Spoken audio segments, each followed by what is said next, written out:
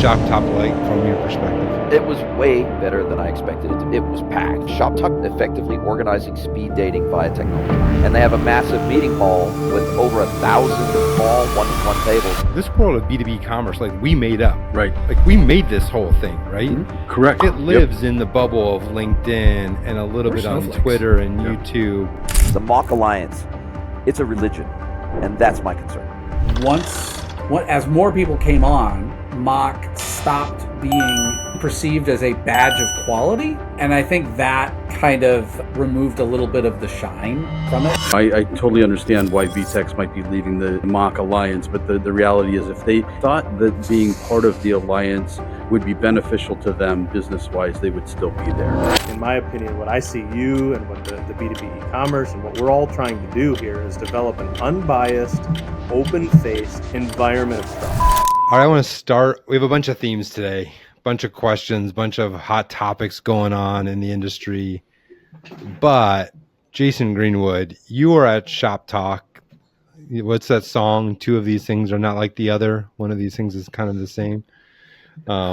So you stuck out. You were a B2B guy at a B2C conference. I want to hear what was ShopTalk like from your perspective?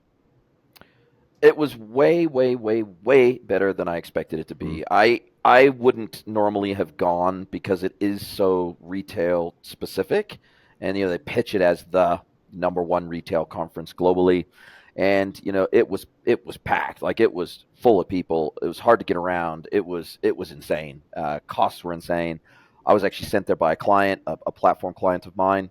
And I took all their meetings. They're based in the UK. They didn't want to send a team across, so they sent me instead. And I was like, just send me. It's just across the border. It's going to cost you like $1,500, including everything. So they sent me across. I rocked up for all their meetings. ShopTalk does an amazing job of effectively organizing speed dating via technology. So they get all of the merchant attendees to when they get their tickets, they get them to list all the things or the topics or the projects that they're interested in, that they're currently going through. Okay, is it D2C? Is it B2C? Is it B2B? Is it cross-border? Is it payments? What is it? Is it platform selection? Where kind of are you at in terms of both your internal projects and your interest in terms of topics at the event? Then what they do is they get all the sponsors to do the same. Okay, what do you specialize in? Are you an SI? Are you a platform vendor? What do you do? What kind of areas do you cover? Are you payments? Are you fintech? Are you whatever? Are you e-com? Are you PIM? Are you whatever? And then they electronically match everybody up for meetings throughout the event. And they have a massive meeting hall with over 1,000 one-to-one, small one-to-one tables, this tiny table with a seat on either side of it. And the seats all have numbers. The tables all have numbers on them. And it's a hall. It's a warehouse. It looks like a hangar. It's gigantic. It's a massive warehouse.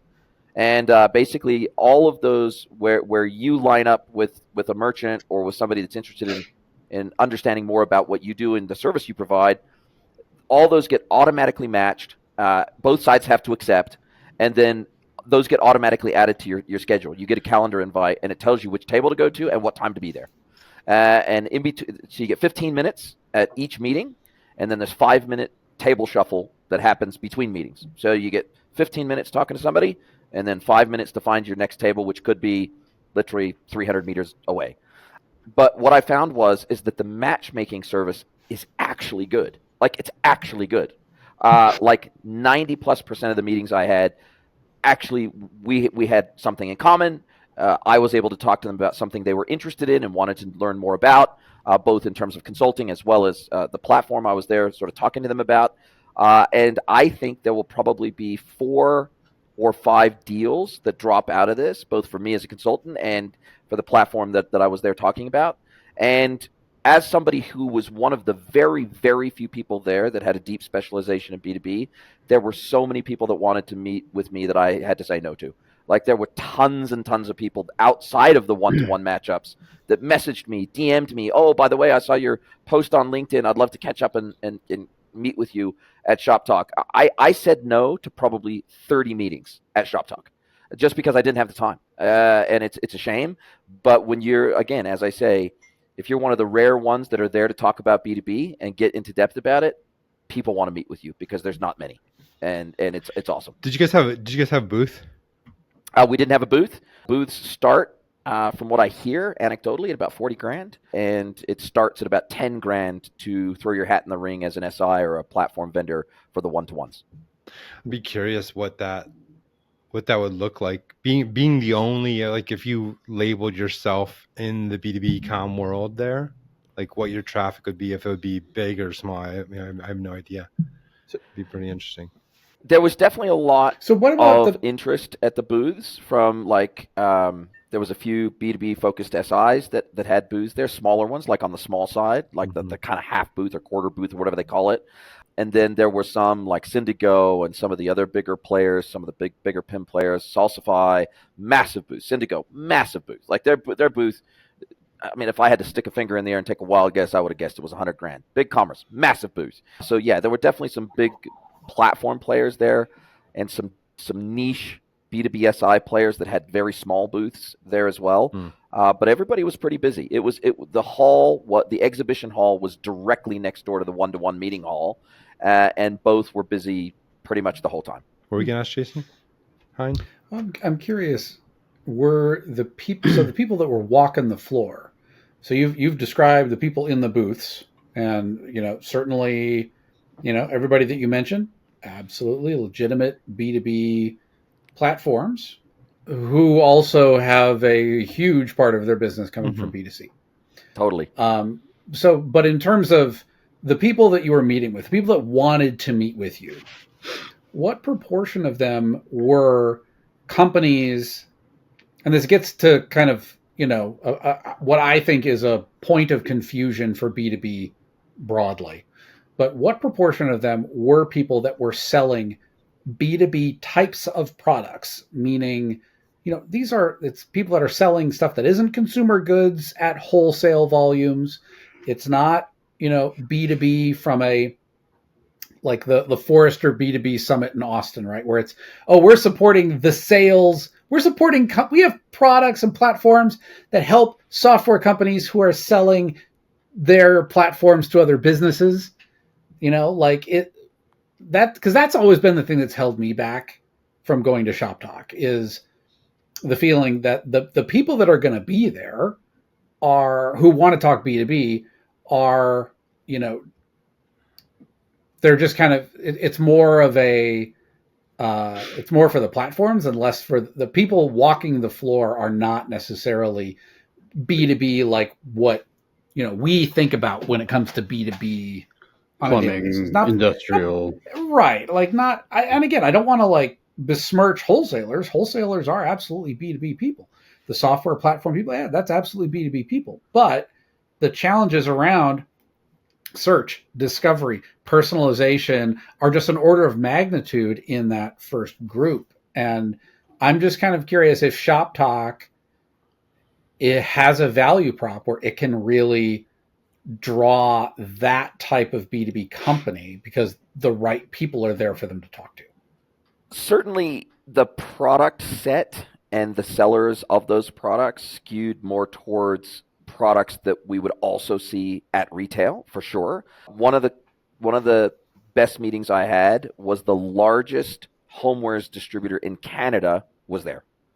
They don't sell D2C at all. They are a pure distributor. And they have a retail side of their business that sells to large, big box retail stores. And so they basically sell that channel.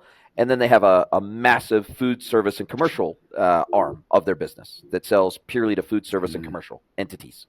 But they're 100% distribution business. And then I met with apparently this toy maker who I'd never heard of before in my life. Apparently is like the third or fourth largest toy manufacturer in the United States. And it was interesting because they've only just started a D2C store. They've historically only ever been wholesale. So they've only ever sold to big box stores and other sub distributors, right? And it was interesting because the person who was sitting there in front of me was sent to ShopTalk. He's only been with the company for 3 months. And he's been tasked with heading up all of their D2C planning and operations. And they've set up a new store on Shopify to do D2C. and they're very early in their D2C journey, but they're like a 75-year-old, 80-year-old toy manufacturer. And it was interesting because when he said, oh, by the way, what is your like ICP? Like how big of manufacturers and distributors do you typically work with? And I was like, somewhere between 20 and 500 million is kind of our sweet spot. And he said, well, we're quite a bit larger than that. And he goes, so that would your technology not work for us? And I'm like, well, actually, our technology would work for you. However, in our experience, when businesses and manufacturers get to your scale, oftentimes they have such deep IT capability and teams that they want to build things in-house. They want to own the technology DIY, in-house. yeah. They don't want to buy anything off the shelf. Yeah. They want to build and compose and build their own storefronts and everything else. And I said, so absolutely, we're happy to do a demo for you. But the reason why we kind of set that as our ICP is because we find that those are the most open. They're not public companies typically, and they're the most open to outside resourcing capability and technology platforms. And he said, because he said we're quite a bit bigger, and he didn't give exact numbers, but he alluded to the fact that they were like huge, massive. And so, and then there was another one from Sweden, for example. It's a women's clothing brand manufacturer. And they do a little bit of DTC, but they also sell through boutiques right throughout the whole of Europe and globally. And they are having massive, massive challenges with order management across all their wholesale accounts. And they've got hundreds of them. Yeah. So they're effectively a manufacturer and distributor. So there is a variety. But then also I had a conversation with the B2B manager for some sub-brands that sit under Colgate Palmolive, and they serve veterinary clinics and they serve a whole bunch of industrial, buyers of their products for this set of sub-brands. They don't sell retail at all. So that this is not a retail arm of Colgate Palmolive. These are brands that are pure. They manufacture and distribute to business consumers of their product, and they is it OEM? Are they? No, it's their brands. They've acquired some brands that are right successful in this space, and they now manufacture those products underneath the Colgate Palmolive banner with these couple of sub brands. And so it's Colgate Palmolive owns the brand, but the brand itself is targeted at non-consumers. Correct, 100%. Interesting. Practitioners. It's targeted at practitioners. And so they've got a whole practitioner range of products in health, beauty, pet, all that sort of stuff, and it's all targeted at practitioners and buyers that are practitioners. And they want to do e-commerce, and they've never done it before in those brands. Jay and Sam, I'm curious on you guys' perspective on. I think the thing that Jason brought up is a really strong one about wholesale is still B2B, but taking that to the B2B2B, like in that first chapter of the certification, it said B2B is we're going to classify it as business to business to business. Companies selling to another company, right? Manufacturer to wholesaler to customer. But I'm curious as if you guys think that B2B kind of wholesale, kind of light B2B is closer to B2C, or you think it's actually closer to the world we know as B2B e-commerce? Sam, I'll let you go first. I say it sounds a lot closer to B2C, only in that they're there. And that was going to be my question to you, Jason, is why are they there? What are they hoping to achieve out of ShopTalk? Are they trying to nurture their wholesale business, or are they looking at trends direct to consumer that they ultimately are trying to figure out how they integrate into? No, their focus is 100% their wholesale business, for sure. Now, obviously, some of these have a D2C channel of some description, whether it be stores, whether it be a D2C website or whatever. But certainly, they are pure B2B in the sense that they have all the same challenges that a B2B2B would have. They have very large, very complex catalogs. They have price lists, in many cases, one for every customer, one unique price list per customer. They've got, very complex MOQs, sometimes down to the SKU level, buying increment requirements. They've got all the traditional challenges that, the B2B2B businesses would have. So the kind of manufacturer, distributor, and then business consumer would have. but they are what we would probably call in the B2B we would probably call them wholesale businesses. That's probably kind of the bucket we would put them in. But they they don't just have one price for every SKU. They don't just have like a trade price. They've got customer specific pricing. They've got all the same challenges that the B2Bs do, for sure. I guess. Interesting. Well, sorry. Let me rephrase my question. What are they getting out of ShopTalk? Are they going there just to connect with clients, or are they looking for industry trends, or what materials are they getting at the ShopTalk event that helps develop their B2B and in terms of the wholesaler business, or are they just finding customers? Because I get the value of customers. You can pay to play. You can be there. You've got everybody under one roof. That makes sense to me. And what a great, especially with the speed dating, idea of, okay, I can get myself in front of, let's just say, really potential qualified leads that they're giving. That's worth it, right? But is there any focus within the B2C or even the D2C tech or seminars that is talking about maybe going backwards up the chain that supports that type of client there as well? Yeah, I mean, I didn't go because I was so full of meetings every day. I didn't go to a single content track, so I can't actually tell you kind of what was covered from a content perspective, because I was literally from sun up till sundown. I was in meetings, and if it wasn't the one-to-one tables, it was, hey, let's meet in the food hall. Hey, let's meet over by this booth. Hey, let's meet over here because I want to have a conversation with you. So I can't really tell you from a content perspective what was targeted at B2Bs. I'm sure we could look up the ShopTalk agenda online and see kind of if any were targeted at B2Bs.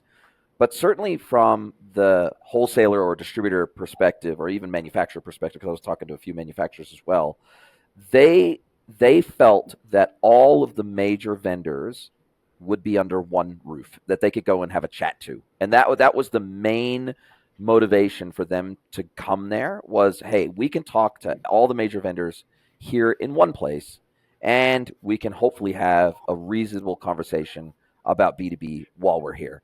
And we can see how the cutting edge brands in the D2C and B2C world are doing things. And we can pick and choose. Is there any of this that we can adopt into our businesses that are going to make us more efficient, are going to make us more modern? Is there anything we can learn from the way these retail businesses do things that we can adapt and tweak for our business model?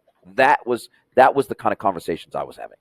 I still stand by my B2C then, because in my opinion, I'm seeing the value in the sales effort there, but there's still a consumer-driven product that they're trying to find a channel for. Whether that channel is one step removed from the consumer, it is still going to a consumer an outlet.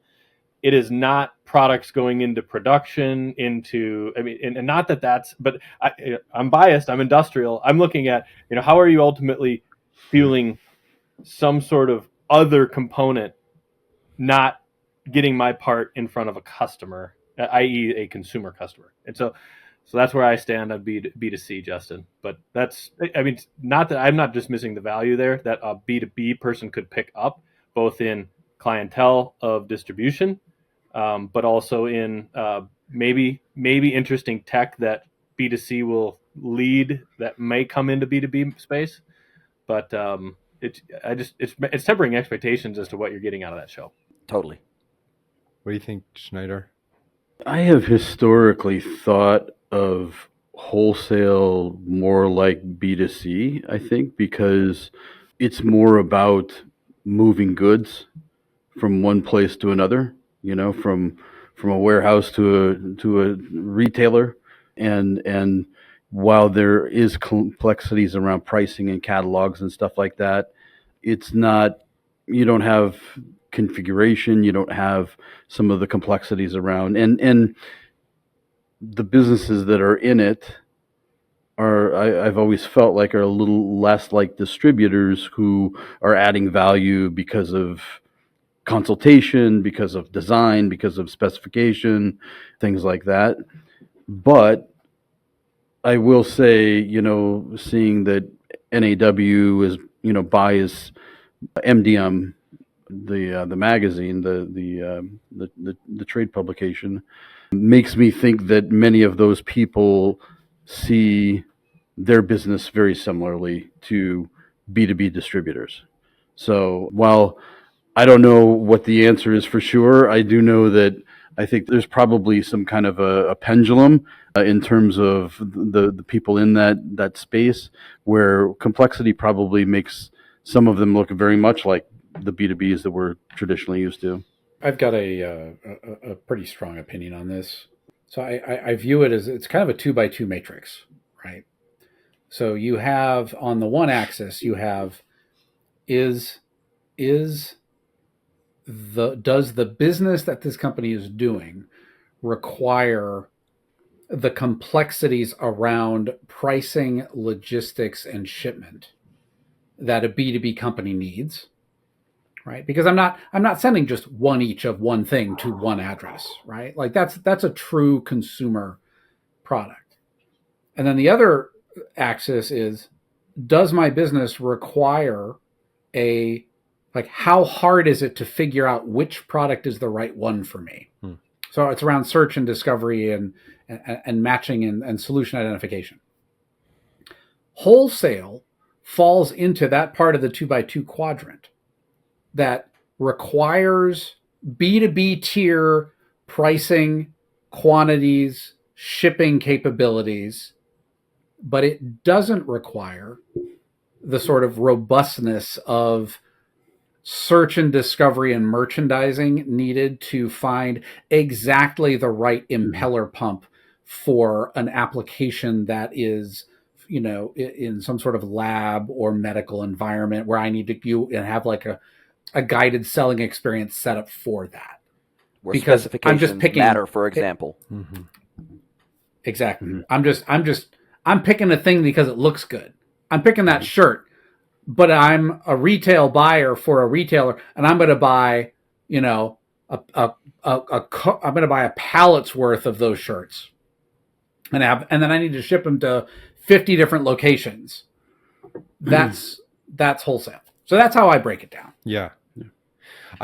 So as soon as COVID was over, I was at the first ShopTalk right after COVID. I had a chance to speak. What I found was interesting was the amount of people that I met in the B2B world that didn't realize that they were B2B. I think ShopTalk just hits a number of people. It's like it's e-commerce, right? So if you're new at or you're part of a smaller distributor and you're on the you're leading digital, and you're like this world of B2B commerce, like we made up. Right. Like we made this whole thing, right? Mm-hmm. Correct. It lives in the bubble of LinkedIn and a little bit on Twitter and YouTube and in the blogs. As soon as you step outside of that, you realize like people don't have those same definitions for themselves, right? No. So I remember it wasn't like there was 1,000 B2B people there to meet, but there were 50, and all 50 of them were good, like ripe, great leads. I'm sure this is what you found too, right, Jason? And they just went to the best e-commerce conference they could find, right? Yep. And now they're starting to realize, oh yeah, like and even when I remember having this one conversation, and they were telling me all the amazing all the amazing talks they had gone to, and they told me the topics of those talks, and none of the talks were applicable to their business in any way. They didn't even know this yet, right? Yeah. Right. But they're leading digital and have whatever platform, and it wasn't even that like they're tiny companies. And I just see it like smells like an part opportunity. of this. What's that? Smells like an opportunity. No, I think it is. It is. In fact, I did write internally. I said next year I want a booth at ShopTalk, not because I think we're going to have hundreds of people, but I think there'll be lots of people that'll be like, oh, what's this all about, and be able to evangelize the idea of B2B commerce more. Yeah. I by the way, I think that's why it's the same people at B2B Online every year, because like this idea of B2B commerce hasn't percolated but beyond a certain border that's relatively manufactured by, many of the people in this room, right? Yeah. So if it hasn't gone past those borders, like people don't realize even what they do, right? I mean, even when you talk to people, like, yeah, I run a store, like sometimes they don't even call it e-commerce. They just talk the web store. They call it their web store, and that's the words they use. So then when they search web store, and they find web store type stuff, and the web store stuff would never even come up against the walls of that we've created and be like. Yeah. And so part of this is like I think we should create these. I mean, B2B wholesale is different from B2B, and man, we have like. I think we should also look at trying to be present at some of these other places, like you did, Jason.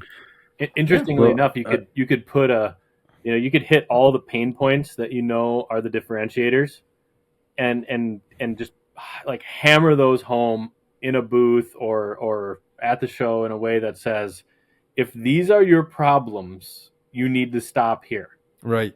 And then you would ultimately create awareness, and you'd also have, all of a sudden you have this massive. There's probably a lot more people there, to your point, that actually don't realize that that's the situation they're in, and you could create this whole subset within the environment that would say, "Hey, there's this whole level of our distribution channel that has areas of issues, and if anything, it's just awareness." And all of a sudden, you'd start carving out, I guess, people that are raising their hand saying, "Hey, this is my problem." Well, Fastenal was never a high attender of these conferences. I mean, you mentioned on our podcast about Kurt going to B2B online, but it's not like you never had 10 people at those conferences typically.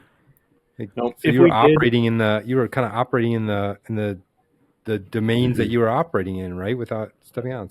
I'll give you an example, Justin, of exactly.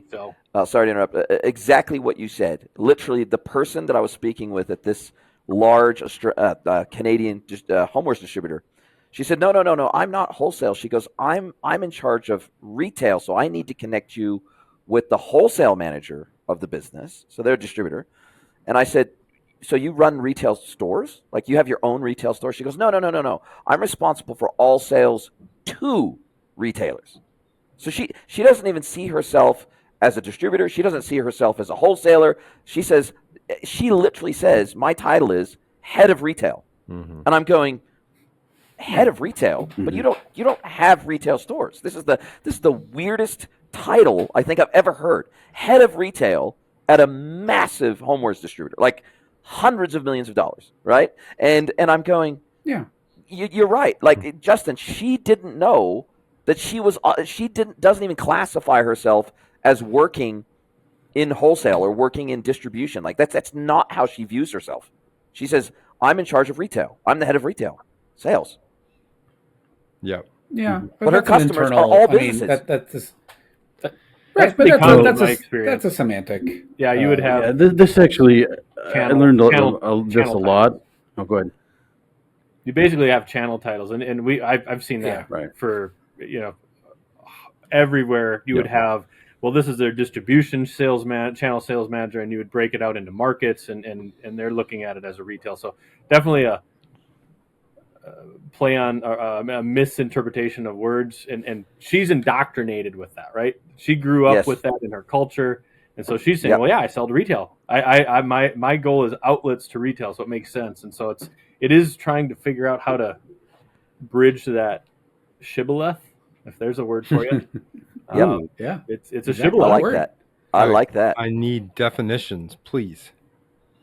For shibboleth? Yes. Oh God! ChatGPT that. It's basically an own language. You're using phraseology and words in a certain environment that means something totally different in a different environment, but you're saying actually the same thing. Dude, I'm building a keynote right now about language. Like that's about speaking a common language. Shibboleth, and you literally just changed my life. Well, now you've got a new title for your keynote. Yeah, shibboleth. The rise of the shibboleth. I'll say it with a lisp. Putting the B2B in shibboleth. Did anyone pull it up? All right. A custom principle or belief distinguishing particular class or group of people, especially long-standing one, regarded as outmoded or no longer important. No, there's more than that. It's definitely used in terms of words and dialects. So, yeah, it is. Right. But I think, Justin, it goes back to your the thing that you were talking about this, 7-8 years ago. Like, I don't know what I don't know. And I think part of the challenge that a lot of these folks that are early in their digital B2B journey is they don't know what problems they have right now, but they also don't know what problems they're going to have once they solve the problems that they know they have right now. Mm-hmm. And that, I think, is why we exist as an association. Mm-hmm. Is like, hey, our job here is to be the people who kind of think around the corner and help you get ahead of those things, so that the decisions that you make now, when you're going to someplace like ShopTalk, and that you're not sitting down across from somebody who works from a platform that will absolutely fall apart for your business once you get beyond 3 to 5% of your revenue coming from online. Mm-hmm.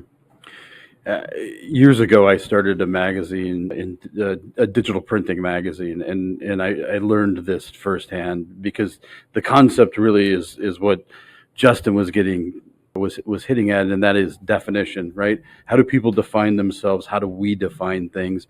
And technology, I find, tends to it muddies the water, right? And so when I was launching that magazine, I found out, that there were a lot of people making signage that did not consider themselves sign makers, right? They were photo labs who did posters. They were reprographic shops that did color drafts. So I think we're kind of in that same bubble with B2B EA, in that we have an opportunity to kind of help redefine it.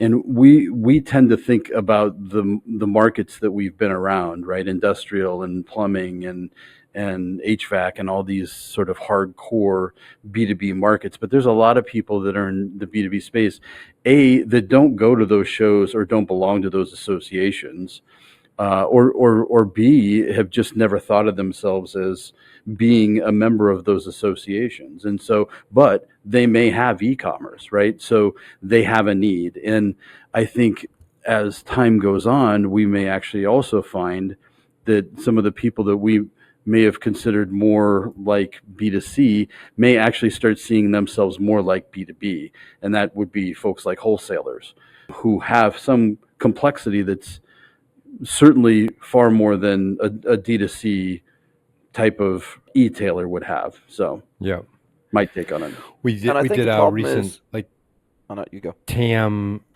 look at like what's our market, like how many people can we reach, and like we came up with a number of hundreds of thousands of people, and then I was like, yes. Well, wait a minute, like where do they come from? Where are they? The network. Right. The network that I can think through is probably a couple thousand people. And even going down to like AD and some ancillary things like that, right? Then you realize, like there are large groups of people operating. First of all, that aren't on LinkedIn every day, maybe once a month, maybe once a year, that aren't on the social media platforms. They're operating in their business. They're doing well. They're not doing well. Who knows, right? And operating in the titles and the words and the phrases that they use in their own business, and never step out of it, which leaves a tremendous opportunity. We don't know them; they don't know us yet. Yeah. Well, and to your point, Jay, what you said earlier, Jay, where and it kind of tails a little bit on what you said, Justin. If I don't see myself as a B2B e-commerce practitioner, even if I am, then oftentimes I'm going to maybe make the mistaken thought or the mistaken decision that something, for example, like a Shopify might work just fine for me. That without some guidance and without a better understanding of the complexity of my business, because remember, when we're inside the fishbowl, we don't see the complexity. We don't think of our businesses as being complex. We don't think of these distribution businesses as if I'm the head of retail and inside of a distribution business. If it's all I've ever known, I don't think of it as being particularly complex. I just think that's how it is. That's how we do things, right? And so you're going to maybe sometimes make a platform decision under the assumption, well, surely all e-commerce platforms do this, don't they? Surely all e-commerce platforms support restricted catalogs, don't they? Surely all e-commerce platforms support unlimited price lists, don't they? Surely all of them can manage MOQs and credit stop limits, and surely they all do this, don't they? Because if you don't think you're special, if you don't think you're unique, and you don't think your needs are unique, you think they're just generic e-commerce needs, you can get yourself in a world of hurt without even realizing it, and then have to do a whole lot of rework after the fact. And most do. Of course. And don't call me Shirley.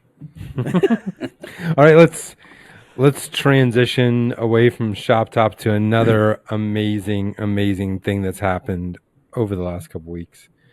It was just an article published by the founder of VTEX, and I'll read you just a paragraph. He says, MACH, M-A-C-H, from buzzword to a bloodbath for the bottom line. He writes, here's the inconvenient truth. MACH principles are no longer special. They're table stakes for modern web application development. The real challenge isn't achieving a MACH architecture, it's delivering business value. The e-commerce industry needs to stop fetishizing architectural ideals and start focusing on what matters, business outcomes. So this was a letter by the founder of VTEX, basically leaving the MACH Alliance.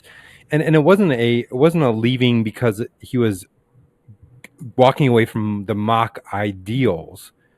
He was leaving it because of what, many in the industry had become. And I definitely have a perspective on this, but I know you guys will. I just definitely want the last word on this. Now, before we get into everybody's thoughts, let me just tell you, because you raised it, my most recent post on LinkedIn went absolutely insane. It was 3 days ago, and I posted the email that I got from VTEX affirming exactly what you just said, Justin, saying we've withdrawn from the MACH Alliance, and here's why. Here's the reason. Because as one of the VTEX partners, I received this update from them so that I would know what was going on behind the scenes. I posted about this with my own thoughts.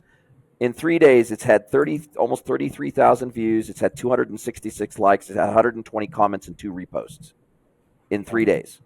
So this is absolutely a hot topic, and I'm actually going to get the CEO of VTEX on my podcast to talk about exactly that within the next week and a half, I think.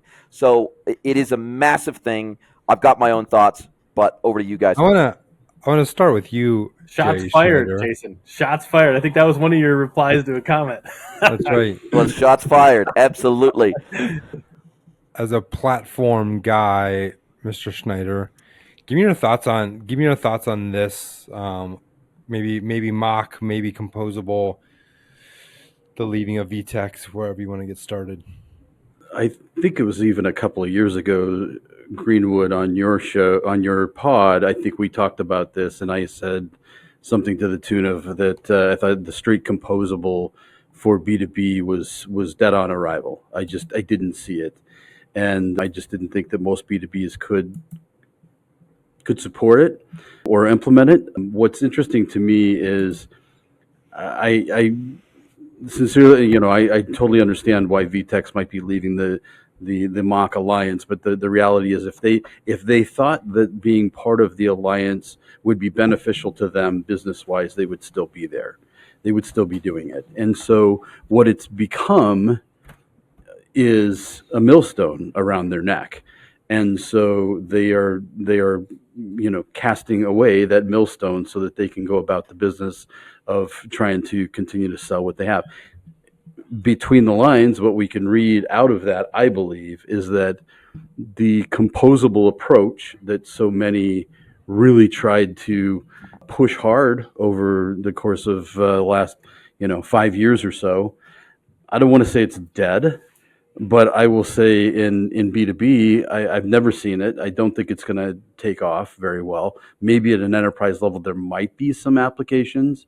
D2C, I could see potentially a good size, e-tailer, making something out of a microservice approach. But I just think there's a lot of murkiness in the water. I mean, then you put that along with the framework or the news, the commerce tools, obviously, let recently a good portion of their scope. Yeah. So yeah, I think the bottom line is the forest through the trees from my perspective is the straight composable approach is not something people want to be attached to anymore. Jason Hein, what do you think about that? Can you, before you answer that, Jason, will you explain composable mock for everyone? Like break that down. Like what even are we talking about when we think about when we're saying they're leading the MACH Alliance and this idea of composable? Yeah. So the idea of MACH is it and actually I think Jason said this in his post. He talked to it. It's an ideology. It is a set of principles for software where they are based around microservices. They are API based. They are I can't remember. And headless. I can't remember what the composable. Mock composable and headless, which aren't those the same thing? With the same No, they're definitely not. But they would like you to believe that unless you do all four, the MACH Alliance, it's a religion, and that's my concern. Yeah. Well, and it was because I remember there was a time when I was with Bloomreach, and they were going through the MACH approval process. It was a set of pretty high hurdles in order to be certified as MACH compliance, and to be very, I don't know if this is going to be considered a hot take or not, but you have to look at the incentives that are in place. And I think that part of the challenge that getting into MACH represented is that there were, MACH was a fairly exclusive organization. Like it was a very, very high bar for meeting all of these standards around, being, API first and very easy to integrate with other MACH members. And the nature of that kind of philosophy does not lend itself well long term to a truly competitive marketplace. If I get inside and now I'm one of the people who decides who else gets to come in, well, the part of the ideology is anybody else who meets this standard should come in. However, if my being in MACH creates this little moat for me, it does create incentives, which humans are prone to become more exclusive and to kind of say like, oh, I don't know that, competitor A is somebody who meets the standard because, I don't think that people think about this when you're looking at these sort of exclusive, groups of people. Yeah, right. Exactly. Clubs. But I think we have to acknowledge that people are human and AEs are human and sales organizations are human. And I think that is another element. I think everything that you talked about in your post, Jason, was spot on. But I think there's also the reality of the fact that, like, once MACH stopped being as more people came on, and it stopped being perceived as a badge of quality, and I think that kind of removed a little bit of the shine from it. And the fact that, especially when you try to go into the mid-market with it, the resources that you need internally to manage all of these configurations and connections, if you don't have, especially if you don't have an investment in some sort of very capable iPaaS solution that can make those integrations a little simpler, it can be a lot of work. And that work is not offset by the benefits of moving to a full best-in-class stack for the mid-market in particular.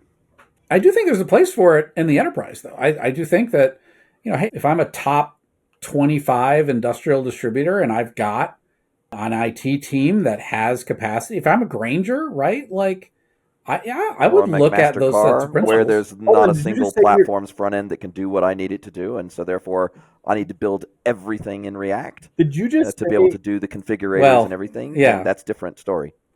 Did you just say you're an IT team that has capacity? What? What? Yeah, right, Sam. Just like the one you used to have at Fastenal, right? Yeah. What? That's hilarious. Got guys sitting on the bench just waiting for you to call them in and code something. There's an army of people waiting for things to do. Don't you have like 20 React developers sitting around waiting to build the next component that you want? I personally look at this from a different perspective.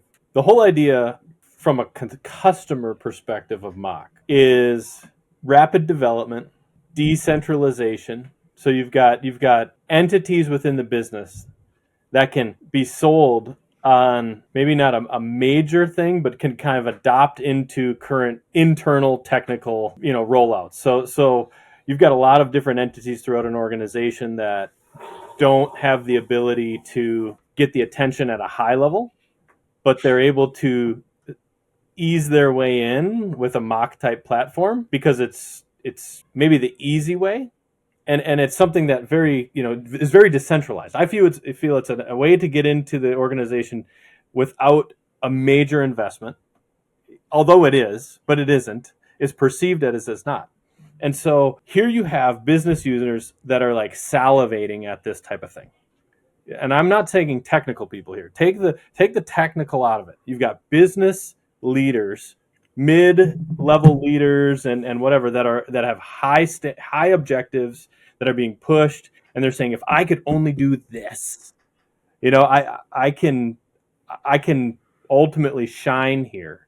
And oh, by the way, it's going to take a little bit of tech to get in, but I can do this without a lot of help from my tech team internally, initially. But they're uneducated, and they don't understand the so whats that come from all of those decisions that your internal tech team knows full well. But so here's where you have a business team scrapping for their time to shine. It's dog eat dog out there because every entity within the business is trying to justify themselves. And here's the perfect sales pitch from a tech standpoint into those teams. And I would say that that's the shiny object you chase. And before you know it, you get a little approval here, a little approval here. They find their feet in the door, and they get their foot in the door, and they find all these different little entities. And what you have is mass chaos because nothing's really connected. And now you have to, raise your hand or tap out and say, technical team, help me. Like we didn't envision this architecture the way it needed to be. And now you have this huge battle between prioritization of other business objectives and these decentralized, quick, rapid development things that are happening within each department. And you have conflict, and you have misalignment, and you have now you have to actually step back and say, all right, we need to reassess where we're at. And so what it actually does is it leaves a very damaging path within a major, because this is for mid-level, medium level to high level. This isn't for your small person. This is for people with technical teams. And now you've just created chaos when really at that level of distributorship, you need to be more structured, organized. So you're trying to introduce this agile environment, so to speak, but within teams that don't actually have the technical aptitude to know how that works, how that structurally works. And so Right. I just look at it as you've got your foot in the door, and all of a sudden you just blew a bomb up, and now you've got to reassess and reorganize, and you've got all these different things happening, technically speaking, that you've got to reorganize and build out a new roadmap for. So you've just stepped backwards. You've actually just taken a step backwards because now you've got to clean up your mess. You just realize that this team that you've built, that is this master of, they're the world's greatest team at managing a 14-year-old implementation of Sage. Maybe they're not necessarily the greatest coders in the world. I mean, that can be a wake-up call. Yeah. Well, you just described land and expand from a vendor and SI perspective. Yeah. That's what you just Sam, because it creates such a level of lock-in to the vendors involved, and it creates such a level of dependence and lock-in to the SI partners that this is the perfect scenario for that. But it's the exact same scenario when an enterprise architect like me comes into an organization like that gives us a heart attack. And you look around and you do discovery, and half the people around the table that they get in the room to be along for the ride for discovery, they go, I didn't know we did that like that. I didn't know we did it like that. I didn't know we did it like that. Didn't even know we had that system in the business. And half of the discovery is those kind of answers. And you got redundancy, and you would have caught that had you done it the appropriate way, or followed a more aligned lockstep mission with your technical team. Jay and I actually nerded out on this earlier today and had a long aside about the whole relationship between business and technical, and I could talk all day long, weeks long, about the relationship there. But there's a big assumption here with MACH and I actually think MACH could work if you have a perfect alignment between your business and your technical teams. And when I say perfect alignment, I'm talking about there's processes established for introduction. There is a formal priority and project plan, and all of those feed into this perfect project implementation schedule, of which third parties can be introduced and not disrupt that. I mean, there's a lot of ifs that have to happen for that, and you have to have an internal PMO. Yeah, exactly. And most of these distributors don't have an internal PMO. What was recap your post for us, Jason Greenwood? I mean, it was essentially me calling out I've been a MACH skeptic since the very, very beginning, and I've been sort of, I wouldn't say railing against MACH since the beginning, but I've been skeptical, and I've put out content about, that, hey, well, look, if you just, because it's my assertion, I've been doing e-com for 25 years. It's my assertion that there's never been a one-size-fits-all platform for anybody in any business. B2C, D2C, B2B, doesn't matter. So for all intents and purposes, commerce has always been composable. Now, easily composable and composable are two very different things, right? So you've always had to have multiple components in the stack. You've always had to have, despite what your favorite ERP vendor will say. And what effectively I said was this, is that it's now a given. Maybe in the beginning when MACH, maybe they had a more pure reason for being other than just a marketing exercise like Jason alluded to. Maybe in the beginning they were a little bit more pure, but it became literally a religion. And I basically called out in my post that I said it's a given nowadays that systems need to be easily integratable via APIs. It's an absolute given. But there's also now a serious understanding that going headless, for example, at least from a front-end perspective or from a microservice-led architecture, it just doesn't work for many merchants, especially for B2B manufacturers and distributors with low in-house tech capabilities, right? And that stat that VTEX called out from their research report and their own experiences, which is that around 50% of MACH-led architecture projects or pure MACH projects fail. That is sobering, right? And that's been my experience as an outside consultant now, where people will come to me with a failed MACH project and they'll say, we just never got live. We spent $1 million on this implementation and we never got live. Can you come in and help rescue the project for us? We're gonna effectively throw everything out and start from scratch because we never got live. And we're 18 months into this thing and we got nothing live. So this is, I was speaking to a manufacturer, one of the world's largest manufacturers in their vertical, multi-billion dollar. I think they're a $20 billion a year company. They spent $1 million on licensing alone with one of the major commerce vendors, and they never ever used the license. They never used it. They never deployed it. They never built on it because it all ended up being too hard. That's great. This profit is margin. what I want to see manufacturers and distributors avoid, because I'd rather see them save that money for something that's actually going to do some good for the business. I think there's a balance here, because I look at like true D2C tech teams using all open source, mock, API first, everything, custom build exactly what the experience is going to be.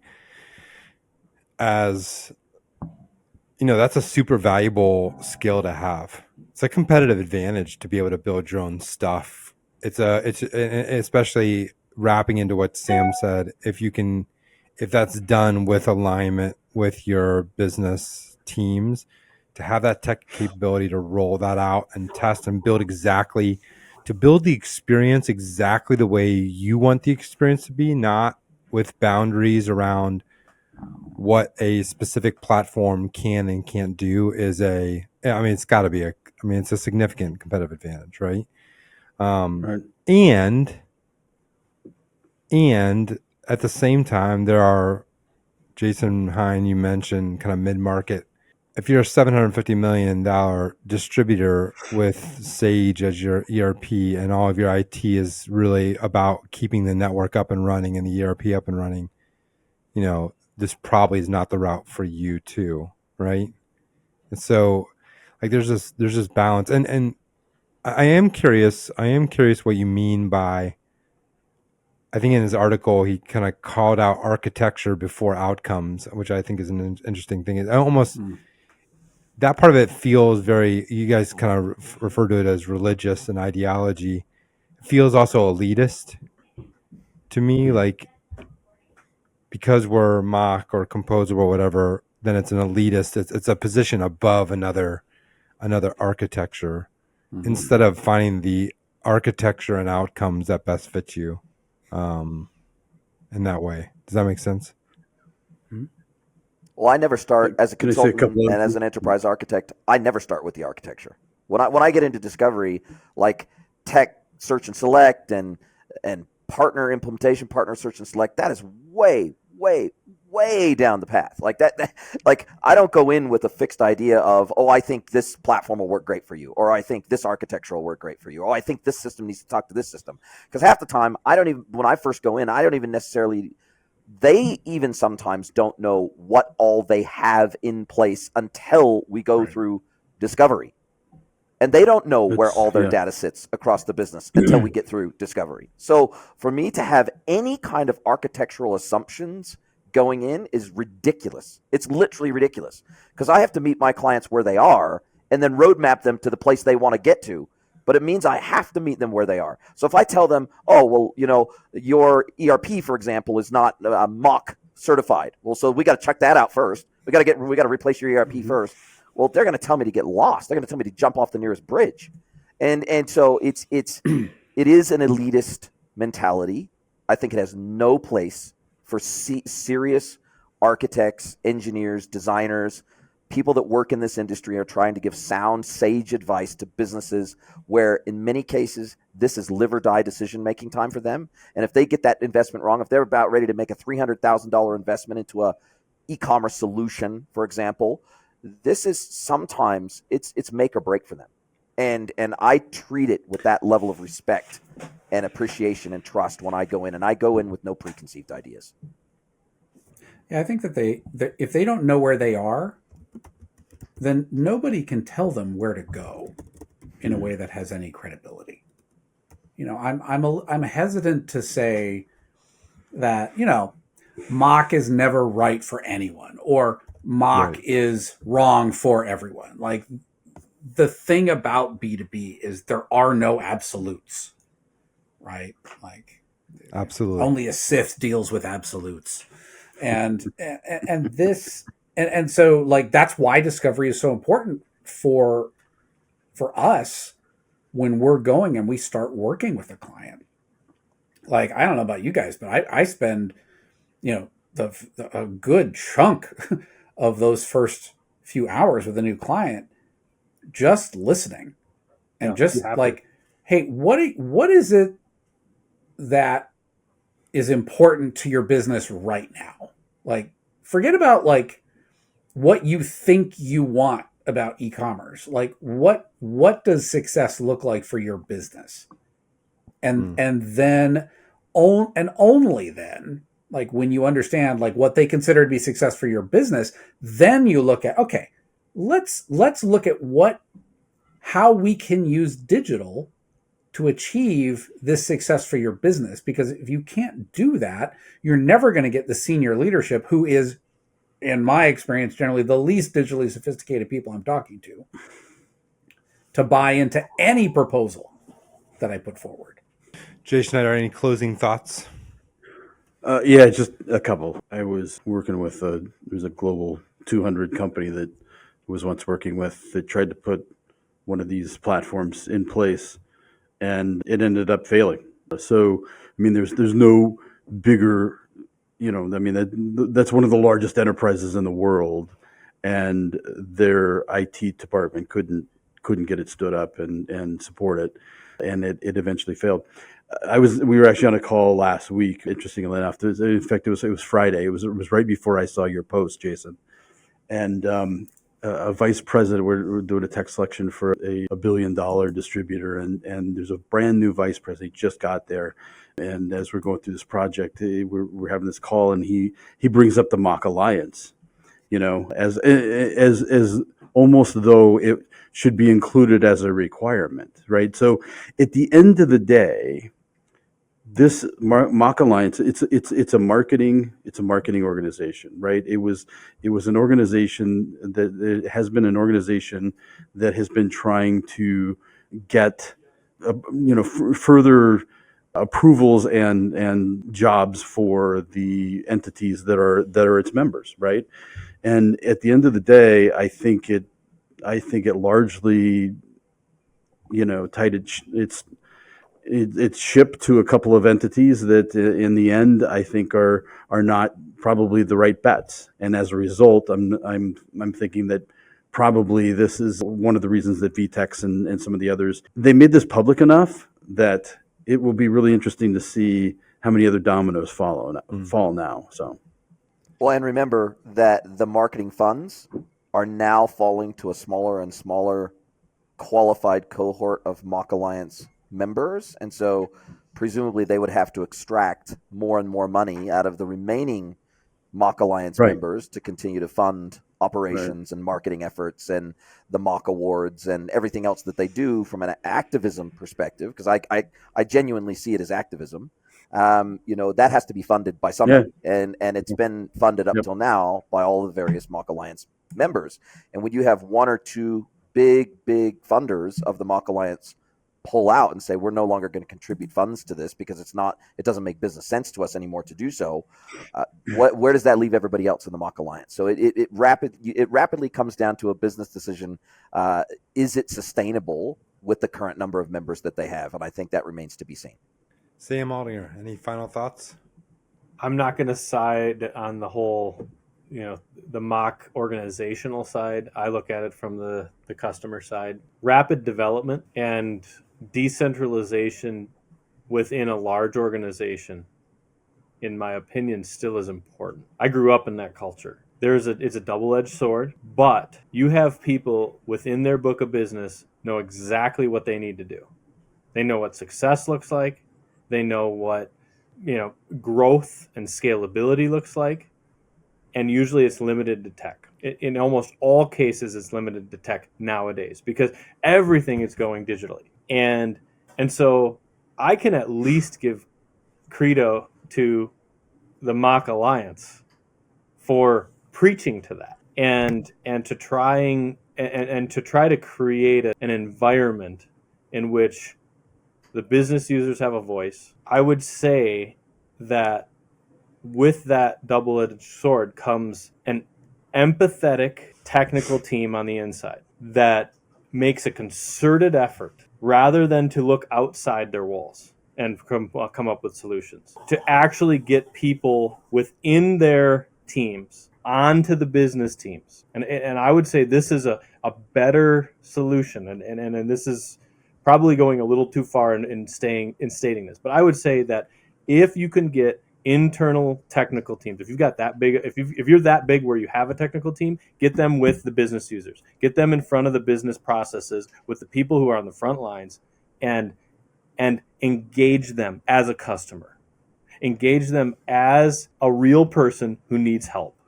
And you are the technical person to help them solve that. But at the same time, hold them to a standard that says you can't just go rogue. And you need to understand that there is architectural considerations around scale and around being best in class, that you can't just unknowingly go out and do something. And security, Yep. and Yep. silos of data and all the other things. so But you're- my question to you, Sam, is one final question. Sorry to jump in on you, Justin. You referred to those people inside the business who can actually get this done, who can actually pull this off. Because there are some organizations that can do this. Absolutely. No question about it. I'm not saying that MACH doesn't work for anybody. Yeah. I would never say that. But would you also agree that those same super smart people that can do this type of architecture and deliver it as an internal business service, they don't need a MACH stamp of approval on a piece of software to know whether it's going to work for their needs? Okay, you just opened the door. I'm a farmer. And I follow 100% organic certification practices, but I'm not certified organic. Okay? So I raise my animals in a way that is clean.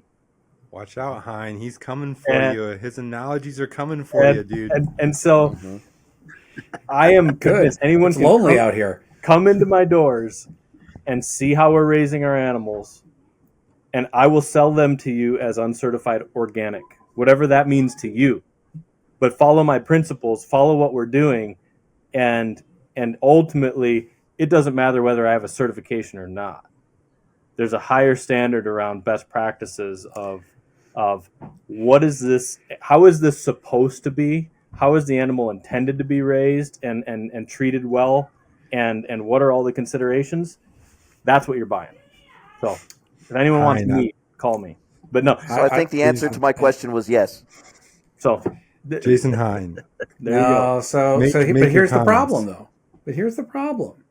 I can go to your farm and I can look at your practices and I can look at the standard and I can say, okay, yeah, the way that Sam is raising my hamburgers is well done. Like he is, pun intended, Medium rare. he is doing this the right way.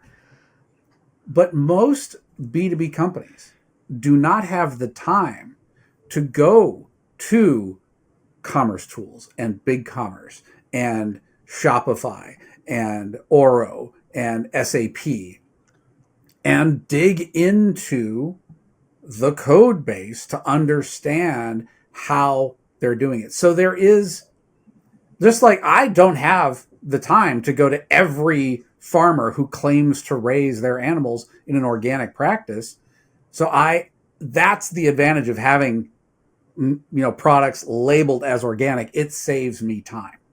And I think that's what the MACH Alliance was trying to do by creating this certification program, which I respect, because I do think there is something to what they were trying to manifest. I think the problem that they ran into, particularly when they ran into B2B, because certainly MACH got its start in the B2C side, where you are dealing with CEOs who are very digitally mature, who understand how important digital is to their business. Yeah, they're right there, the CIO and the CEO, and they're having meetings. They're talking about digital. They're talking about digital success.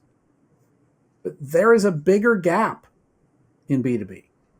The C-suite in B2B is still held by people who are not digital natives, and they are building cultures that do not yet. Again, there are exceptions, but for the most part, the average B2B distributor, the average B2B manufacturer does not is not pushing the kind of culture around innovation and scale and testing and KPIs that is going to speed, absolutely, that is going to help accelerate certain companies towards that finish line. And 25 years ago when B2B e-commerce started for B2B, like we were all at the starting line. We were all right. Like they just dropped the ribbon and it's just like watching the opening of the Boston Marathon. And you're all like, how do they not step on each other? But when you get to the end, everybody's all spread out. Well, we're somewhere in the middle. In fact, we're probably like we're like 8 miles in, I think, after 25 years. And that is, I think, the really interesting thing about where we're at right now. That's that culture around accelerating digital maturity is starting. There are organizations that are helping. There are people, there are coaches, some of whom are on this call, who are helping these organizations, with a little nitrous and get things going. But we have to be having conversations, not just with the senior director of e-commerce. We need the CEOs to be reaching out to us and saying, hey, what do we not know that we need to know? But that's what my MACH only was comment about. to that, my only rebuttal to that, because I actually agree with the value you're saying is proposed there with the speed and the step up. My only reservation to that would be, so I'm going to blindly trust somebody else's Mach 1 standard, or am I going to be a master of my craft and actually build a team that is par excellence in the industry around digital? And as an executive, I would say I'm not just going to trust one entity because they're trying to sell me something, versus I want to consider all the factors and decide what suits our company, but what are the good we can take from that, and what are the cautions and risks that come from that. And any person on the front end of a digital path and scaling quickly will quickly learn that they have to take some matters into their own hands, roll up their sleeves, build a team that's excellent in the industry, and sift through all of that. If you don't want to be and you just want to go along from the ride, sign up and let it go. Jay, I'm curious, what's your opinion? Do most of the B2B companies that you've worked with, do they know what an excellent team looks like, or how to even start beginning to build one? No, and I think that that's where I think a lot of us can try to help as well. But I think that's a big part of every piece that needs to be learned, whether it's product data or whether it's the e-commerce, the customer experience part of it. I think that there's a lot of team growth that needs to happen, throughout the industry. And no, they don't know that, but we're hopefully getting there quicker and quicker. We need to. So I'll wrap up with a couple of my thoughts. I mean, there's Sam, in your example, in your analogy, in your attempt to take over Jason Hein with your analogy, it's not that I could come to your farm, Sam, and look around at what you're doing, and you could point to things that were organic, and I would believe you, because I don't know the right questions to ask, right? I don't know. I don't even know what organic looks like. I know what organic tastes like on the other side. I know what the outcome is that I want, not cancer, right? Everything else is like I don't understand. I don't understand all the other pieces, right? So even if I went to your farm and checked you out and spent time with you, I still wouldn't know, without lots and lots of education, how to do it. And in the beginning, MACH was created really for two reasons: to promote a single company, right? Who thought, man, if we can establish headless and composable as something out there, then we get Exactly. then we can promote ourselves, right? Brilliant marketing, covet the marketing, right? Covet it, right? And the other side of that was because they had legitimate use cases of people asking them, we don't know what composable looks like. Is composable like the entire platform, part of the platform? How do you measure that? would you measure it for us? And guys, we have the same problem happening in B2B where people are asking the same thing. And I think it moved from those good use cases of what it was to something, you guys kind of turned ideology and religion. But in like B2B, people are asking the same thing. Like, what would you help us determine what a B2B e-commerce platform looks like? What a good B2B agency looks like? What a good BSI looks like? And hopefully people will covet the marketing that goes along with that because it's meant to promote other things that we're doing. And yet it's a legitimate concern and that we do need certification. Maybe the certifications aren't needed for more than 5 years. I don't know. But we do need to certify companies because people don't know they don't know how to go to the farm and ask the questions, right? And the right questions. And so I think even this kind of made me think through what we're doing is that maybe we even need to put a time frame on it to say we're going to do certifications for 5 years or 7 years, and then we're going to have a very intentional review to see if they're applicable anymore. Maybe everybody then knows what MACH looks like or what B2B looks like, But I also covet their marketing because they did an amazing job. I mean, they made it. Like, say what you want about anytime you have a cultish ideology or religion, you've done an amazing job marketing that thing, right? That was pure marketing, dollars, cents. People poured in messaging, evangelism of this idea that took on a life of its own. Someone's done an amazing job. And so I applaud MACH of how they got the word out and established their ideology for sure. Go ahead, Jason. But what you're saying is we don't want to become a cult like that. No, I absolutely want to become a cult. Don't be silly. Okay, so basically you're trying to take all the leaves out of their book that you can. Yeah. I say I'm copying the playbook. Love it. No, of course I'm joking, but there's aspects of Dustin, you're right. You bring up a really good point. This goes back to our podcast about trust and empowerment. I mean, the one word that I never erased from my board as a manager, as a leader within an organization, the one word I never erased ever was trust. And that means owning up to your mistakes. That means being transparent. That means posing all the risks. That means everything's on the line.